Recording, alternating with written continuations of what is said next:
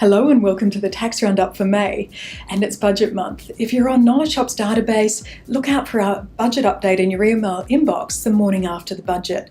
We will take you through all those tax and technical details relevant to advisors. But there's plenty without the budget for this month's Tax Roundup. There's 2 new exposure drafts that have been released. The first looking at self-assessing the effective life of intangible assets, and the second looking at improving access to company losses, quite important there. Ray's going to take you through the 4 industries on the ATO's hit list, the new ones, and finally we're going to finish off with rulings and guidance.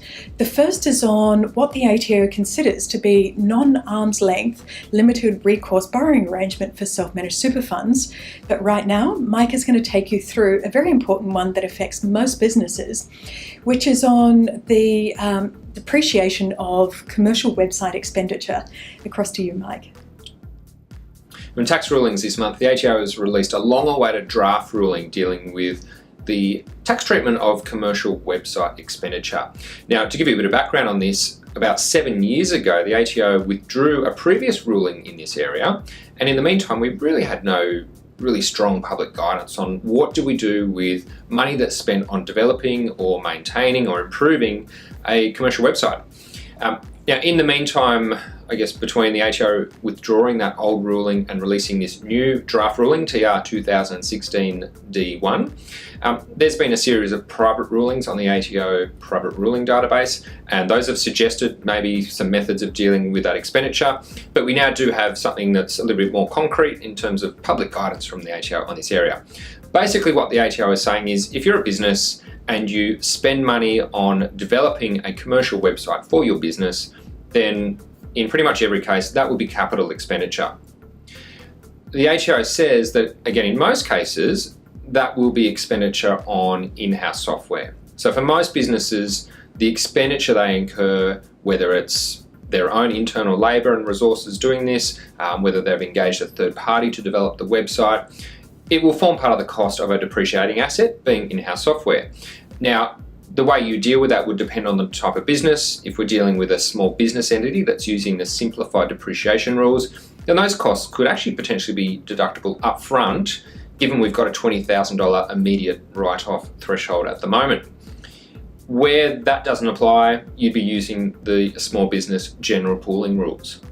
Now, for clients that are not small business entities or are not using the simplified depreciation system, they would use Division 40 capital allowances rules to write off that website expenditure, either under normal rules, which would be 5 years at the moment, or through the software development pool rules. So there's a few different ways that those expenses might be deducted over a period of time, or in some cases immediately. Now, the other thing that the ATO looks at in this draft ruling is, what about if you have an existing website and you then spend money on modifying or improving that website? And the ATO focuses on the capital revenue distinction. So if it's regular maintenance, well, you could probably claim an immediate deduction for that against business income. But if it goes beyond that and it's a significant improvement or adding on components to the website that weren't there previously, that may well be capital in nature, in which case we'll be going down, again, the depreciation rule path to deal with that. So it's good to have a little bit more guidance on this. It's not a final ruling yet, so keep an eye out for the final ruling, as hopefully it's released a little bit later on this year.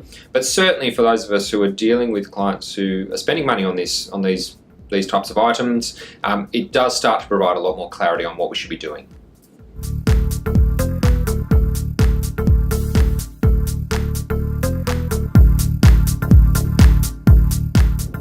Now across to Ray for the ATO's safe harbour guidance on those limited recourse borrowing arrangements for self-managed super funds. Now, as we know, the Tax Office recently started issuing practical compliance guidelines. These are sort of aimed at taxpayers and tax agents in how the ATO would view a particular transaction. So instead of looking at the PSLAs that the Tax Office issue to their own staff, this is the guidance for external to the Tax Office. Here's things we're concerned about. We would like you, the tax community, to make sure you're complying with how we would view things. This is in relation to SMSFs and limited recourse borrowing arrangements, and it's set out in PCG 2016-5.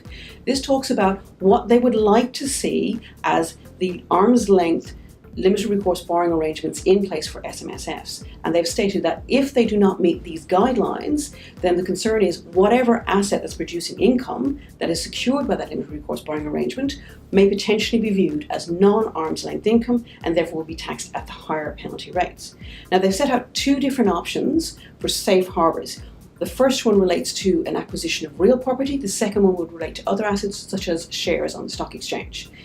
For each of those, they've set out whether they will allow fixed or variable rates, the time frame for each of those loans, the maximum time frame if you're going to be refinancing them, what the LVR is, and what rates they would like to have applied.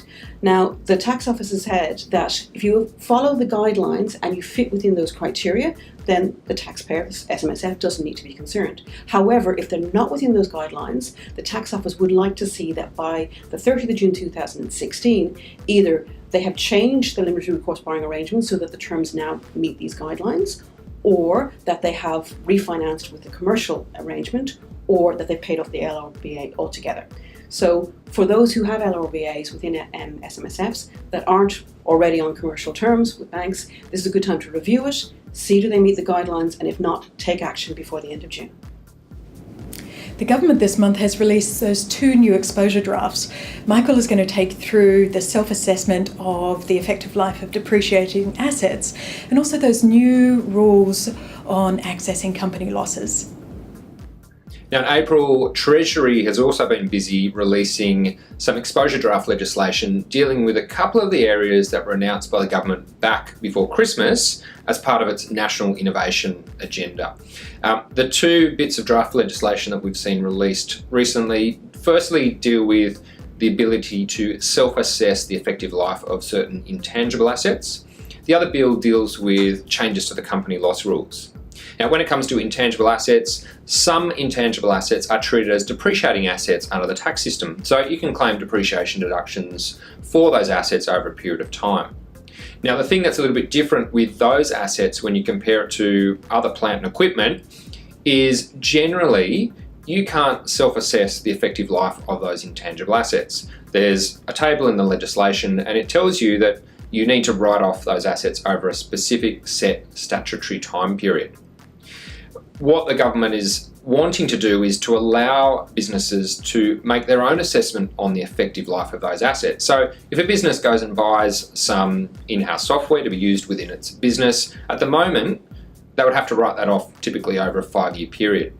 But the business might think, well, this software only has a 2-year effective life. In 2 years, it'll be obsolete. We'll have to go and buy something new. So if the new legislation passes, it would give the business the opportunity to come up with their own effective life for certain intangible assets, such as in-house software, things like patents, copyrights, those sorts of assets, which gives a lot more flexibility and potentially the ability to write off that expenditure over a much faster period of time and bring forward deductions that would otherwise be held off to a later income year. The second bit of legislation, draft legislation that has been released for public comment, is relating to the company loss rules. So at the moment, a company, to be able to deduct carried forward losses, needs to pass either a continuity of ownership test or a same business test. What the government plans to do is to add in a third test, which is a similar business test. So you would still start generally by looking at whether continuity of ownership has been maintained, but if there's been a change, a significant change in ownership of the company, at the moment you then need to pass the same business test. That's a very strict test and it's also applied very strictly by the ATO. So the government wants to introduce a third test, a similar business test with a little bit more flexibility to it than the same business test. It just opens up another avenue for companies to innovate, to change a little bit about what they're doing while still maintaining a similar business and being able to use those losses that were incurred previously.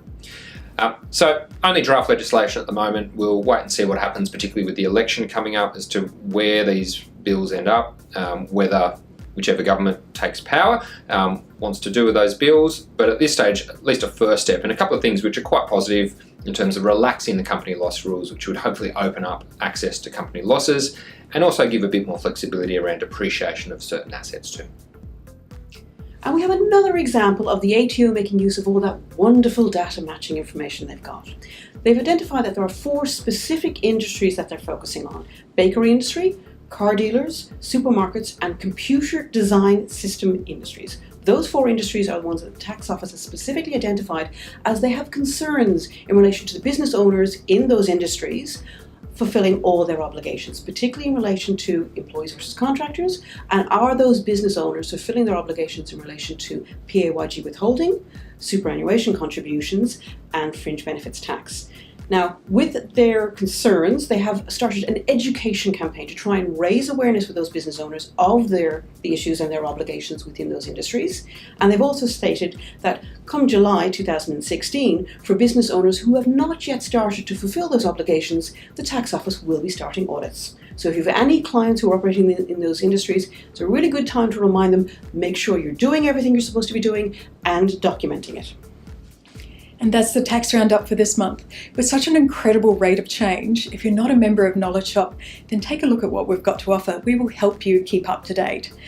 Give Julie a call on 1800 800 232, but we'll look forward to seeing you next month.